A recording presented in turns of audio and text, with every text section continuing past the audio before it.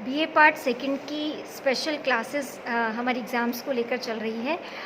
इसके अंदर मैं आज कुछ ऐसे टॉपिक्स डिस्कस करूंगी जो कि बहुत ही महत्वपूर्ण है और आपकी परीक्षाओं में आ सकते हैं। इसके अंतर्गत ये जो टॉपिक्स हैं ये शॉर्ट क्वेश्चंस में भी आ सकते हैं और लॉन्ग क्वेश्चंस में भी आ सकते हैं। जैसे एक सिंपल सी चीज़ है, अगर हम बात करें प्रत्यक्ष लोकतंत्र की, तो प्रत्यक्ष लोकतंत्र जो है वो स्विट्ज़रलैंड के अंदर प्रचलित है। और स्विट्ज़रलैंड के अंदर प्रत्यक्ष लोकतंत्र की जो व्यवस्था है वो क्या है, किस तरीके से वहाँ पे संचालित है और वहाँ उसकी सफलता की शर्तें क्या हैं, ये एक इम्पॉर्टेंट प्रश्न बनता है। इसके अंतर्गत प्रत्यक्ष लोकतंत्र के उपकरण कौन कौन से हैं और उस क्षेत्र में उसकी सफलता की शर्तें क्या हैं, ये एक महत्वपूर्ण प्रश्न बनता है। सबसे पहले अपन ये बात कर लें कि अप्रत्यक्ष लोकतंत्र क्या होता है और प्रत्यक्ष लोकतंत्र क्या होता है। तो जहाँ पे जनता स्वयं शासन जब करती है तो उसको प्रत्यक्ष लोकतंत्र कहते हैं, और जहाँ जनता के चुने हुए प्रतिनिधि शासन करते हैं तो उसको अप्रत्यक्ष लोकतंत्र कहते हैं।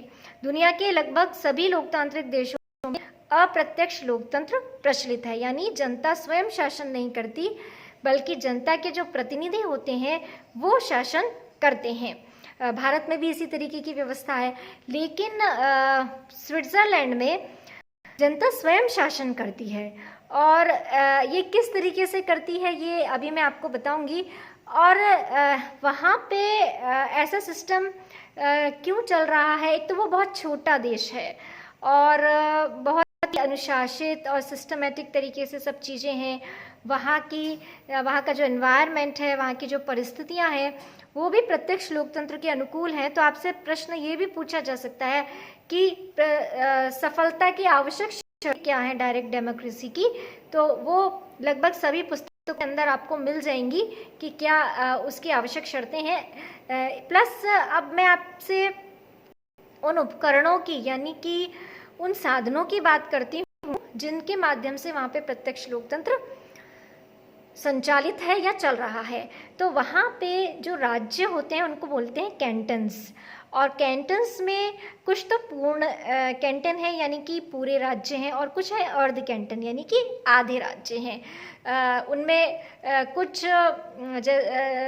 मतलब पूर्ण राज्य का उनको दर्जा नहीं है, आधे राज्य का, जैसे अपने यहाँ पे दिल्ली है या उनको आधे राज्य विधानसभा है लेकिन पूर्ण राज्य का दर्जा उनको प्राप्त नहीं है। अब यहाँ पे इस तरीके से तो एक बात स्पष्ट हो गई, उनको कैंटन कहते हैं। वहाँ पे प्रत्यक्ष लोकतंत्र किस तरीके से चलता है या किस तरीके से संचालित होता है, इसके बारे में अगर अपन देख तो वहाँ पे जो 4 कैंटन और एक लगभग 5 में, जिनमें से कुछ अर्ध कैंटन भी हैं, उनके अंदर लैंड्सजीमेंट की व्यवस्था है। ये होती हैं जनसभाएं, लैंड्सजीमेंट यानी जनसभाएं। और इसके अंदर जो पूरा जो क्षेत्र है या पूरा जो उस जगह की जो जनसंख्या है, जो मतलब कहना चाहिए जो नागरिक हैं, वयस्क नागरिक हैं, वो सब एक जगह इकट्ठे होते हैं और वो अपने लिए नियम कायदे कानून बनाते हैं। तो उन जनसभाओं को लैंड्सजीमेंट कहा जाता है। तो कुछ जगहों पे तो ये पूरी तरीके से इसी तरीके से इकट्ठे होकर के बनाते हैं नियम कायदे कानून अपने लिए, और ये इस तरीके से प्रत्यक्ष लोकतंत्र वहाँ पे होता है। लेकिन ये व्यवस्था सभी जगह नहीं है, क्योंकि बड़ी टिपिकल चीज़ है कि जनता, जैसे आप सपोज करें कि कोई गांव है या कोई नगर है, उसकी पूरी जनसंख्या एक जगह इकट्ठी हो और वो अपने लिए नियम कायदे कानून बनाए, तो बड़ा मुश्किल काम होता है। तो वहाँ पे कुछ जगहों पे कुछ सिस्टम अलग कर रखे हैं, अलग तरीके से। और वो सिस्टम क्या कर रखे हैं कि आरंभक और प्रत्यावर्तन और जनमत संग्रह, ये 3 नाम आप ध्यान रखें। यानी अब तक 4 उपकरण हो गए, लैंड्सजीमेंट, फिर है आपका जनमत संग्रह, आरंभक, प्रत्यावर्तन, ये 3 और उपकरण है प्रत्यक्ष लोकतंत्र के। ये किस तरीके से कार्य करते हैं, जैसे मान लीजिए सबसे पहले हम लें आरंभक को। तो आरंभक का मतलब होता है इनिशिएट करना। इनिशिएट करने का मतलब है कि जिन राज्यों में लैंडसी माइंड की व्यवस्थाएं नहीं हैं, जिन कैंटन्स में, वहाँ पे यदि जनता को लगता है कि हमें कुछ कानून बनाना है या वो कुछ कानूनों की डिमांड करते हैं, तो वो अपनी तरफ से कानून का एक प्रपोजल बना सकते हैं अपनी तरफ से। भारत में हम ऐसा नहीं कर सकते क्योंकि हमारे यहाँ ऐसा कोई सिस्टम नहीं है, लेकिन स्विट्ज़रलैंड में वो एक इस तरीके का प्रपोजल बना सकते हैं, प्रस्ताव बना सकते हैं, और ये प्रस्ताव बना करके अपनी जो उनकी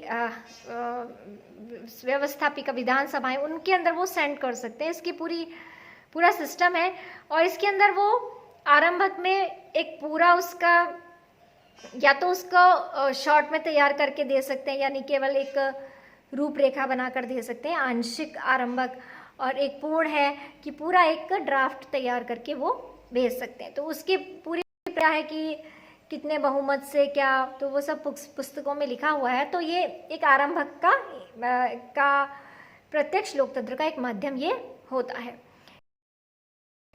जैसे मान लीजिए जनमत संग्रह या फिर रेफरेंडम जिसको हम बोलते हैं। जैसे मान लीजिए कोई कानून बनाया वहाँ की व्यवस्थापिकाओं ने, तो वो कानून मान्य है या नहीं, इसको लेकर के वो सही है या नहीं, इसको लेकर वो जनता के बीच में जाएगा, और जनता का एक बहुमत यदि उसको यस कर देगा तो वो जो कानून है वो मान्य होगा, और यदि वो उसको मना कर देगा तो उस कानून को नहीं माना जाएगा। जनमत संग्रह यानी जनता उस पर किस तरीके से सोचती है ये। जैसे मैं आपको एग्जाम्पल दूँ एक, कि स्विट्ज़रलैंड एक बहुत लंबे समय तक संयुक्त राष्ट्र संघ का सदस्य नहीं बना था, और इसका कारण ये था कि वहाँ पे जो जनता है, जब जनमत संग्रह के लिए मुद्दा जाता था तो जनता उसको इनकार कर देती थी इस तरीके से। तो बाद में जब उसको यस किया जनमत संग्रह में, तो फिर वो स्विट्ज़रलैंड जो है वो प्रक्रिया में आया। तो कहने का मतलब ये है कि हर महत्वपूर्ण मुद्दे पर जनता की राय जब ली जाती है तो वो जनमत संग्रह। एक है प्रत्यावर्तन, ये भी प्रत्यक्ष लोकतंत्र का एक तरीका है, एक उपकरण है। प्रत्यावर्तन क्या होता है? प्रत्यावर्तन का मतलब होता है रिकॉल करना। रिकॉल का मतलब है कि जैसे कोई प्रतिनिधि चुनकर भेजा गया और वो प्रतिनिधि सही कार्य नहीं कर रहा है और जनता उसको पसंद नहीं कर रही है, तो वो कुछ एक मात्रा रखी गई है कि इतने लोग यदि डिमांड करें तो उस प्रतिनिधि को, जनप्रतिनिधि को वापस बुलाया जा सकता है और फिर दूसरा जनप्रतिनिधि चुन करके भेजा जा सकता है। तो वो कहलाता है प्रत्यावर्तन। अब जैसे हम भारत की बात करें तो भारत में इन चारों में से कोई भी सिस्टम जो है वो नहीं है, क्योंकि भारत में अप्रत्यक्ष लोकतंत्र है। लेकिन स्विट्ज़रलैंड में प्रत्यक्ष लोकतंत्र है और वहाँ पे ये इस तरीके से संचालित है, जनता कानूनों के निर्माण में, अपने जनप्रतिनिधियों के संदर्भ में और अन्य बातों में इस तरीके से अपनी महत्वपूर्ण भूमिका निभाती है। अब दुनिया के बहुत कम मतलब स्विट्ज़रलैंड एकमात्र देश है जहाँ पे ये इस तरीके की डेमोक्रेसी है। ये प्रत्यक्ष लोकतंत्र का घर स्विट्ज़रलैंड को कहा जाता है। अब आपको ये भी पढ़ना है कि ऐसा उसकी सफलता की शर्तें क्या हैं और क्या कारण है कि वो सिस्टम वहाँ पे सक्सेस हो रहा है, और यदि उसको अन्य जगहों पे रखा जाए तो वो सफल नहीं हो पाएगा। ये सब बातें आपको पुस्तकों में पढ़ने को मिलेंगी। और उसमें मुख्य कारण ये है कि बहुत छोटा देश है स्विट्ज़रलैंड, इस कारण वहाँ पे ये व्यवस्था संचालित हो सकती है। भारत जैसे बड़े देशों में ये संभव नहीं है। और भी वहाँ के लोगों का जो एटीट्यूड है, जो उनकी पॉलिटिकल कल्चर है, राजनीतिक संस्कृति है, वो भी वहाँ पे उसको आगे बढ़े अपना योगदान देती है। एक और जो महत्वपूर्ण प्रश्न यहाँ पे मैं आपके साथ डिस्कस करूँगी वो है बहुल कार्यपालिका का। ये भी स्विट्ज़रलैंड में ही प्रचलित है, बहुल कार्यपालिका। प्रश्न ये पूछा सकता है कि बहुल कार्यपालिका क्या है, और इस पे बड़ा प्रश्न भी आ सकता है। तो बहुल कार्यपालिका एकमात्र ऐसा देश है स्विट्ज़रलैंड जहाँ पे ये प्रचलित है।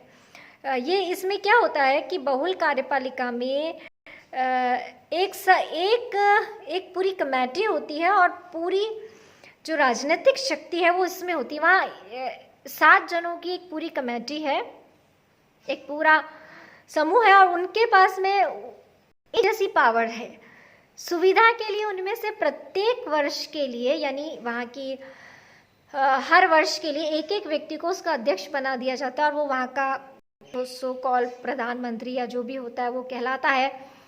लेकिन जो सातों व्यक्ति, उनकी पावर, उनकी शक्ति एक जैसी वहाँ होती है और प्रतिवर्ष एक एक व्यक्ति उस सभा को लीड करता है, उसकी अध्यक्षता करता है।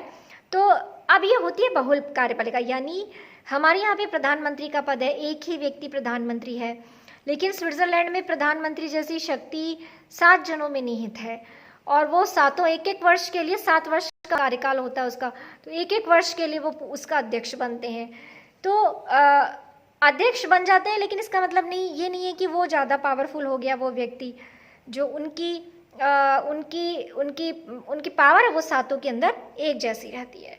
ये वहाँ का एक अनूठा सिस्टम है जो कि दुनिया में केवल स्विट्ज़रलैंड में ही पाया जाता है और अन्य किसी देश में नहीं पाया जाता। तो आप इन दोनों महत्वपूर्ण टॉपिक्स को एग्ज़ाम्स के लिए और इसके अंतर्गत इसका जो लिखा हुआ मटेरियल है उसको आप पढ़ लें। यदि आपको लगता है कि आपको कुछ और बात समझ में नहीं आई है तो आप मुझसे व्हाट्सएप पे पूछ लें। 2 नंबर में, 5 नंबर में, बड़े प्रश्नों में कहीं पर भी आपको मिल सकते हैं। तो आप इस जो आपको ये टॉपिक्स बताए गए हैं बहुत महत्वपूर्ण है और परीक्षा की दृष्टि से आप इन 2 टॉपिक्स को तैयार कर लें और साथ चीज़ आप तैयार कर लें वो है स्विट्ज़रलैंड के संविधान की मुख्य विशेषताएं क्या हैं। तो उसमें ये 2 विशेषताएं तो ऐड हो ही जाएंगी, प्लस वहाँ पे संसदीय और अध्यक्षात्मक शासन व्यवस्था का सम्मिश्रण है और भी कई जो विशेषताएं वहाँ के संविधान को लेकर के, वो सब विशेषताएं आज आप उसको प्रिपेयर कर लें और बहुत ही आसान है, ज़्यादा मुश्किल नहीं है। तो यहाँ पे आपको 3 प्रश्न इसमें तैयार करने हैं। स्विट्ज़रलैंड के संविधान की विशेषताएं, स्विट्ज़रलैंड का प्रत्यक्ष लोकतंत्र और स्विट्ज़रलैंड की बहुल कार्यपालिका।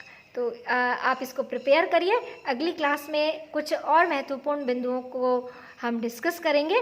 तब तक के लिए आपको जो पढ़ने और आपस में जो परिचर्चा है उसके लिए आपका व्हाट्सएप जो है वो ओपन रहेगा और आप उसके माध्यम से भी सवाल अपने पूछ सकते हैं। Thank you.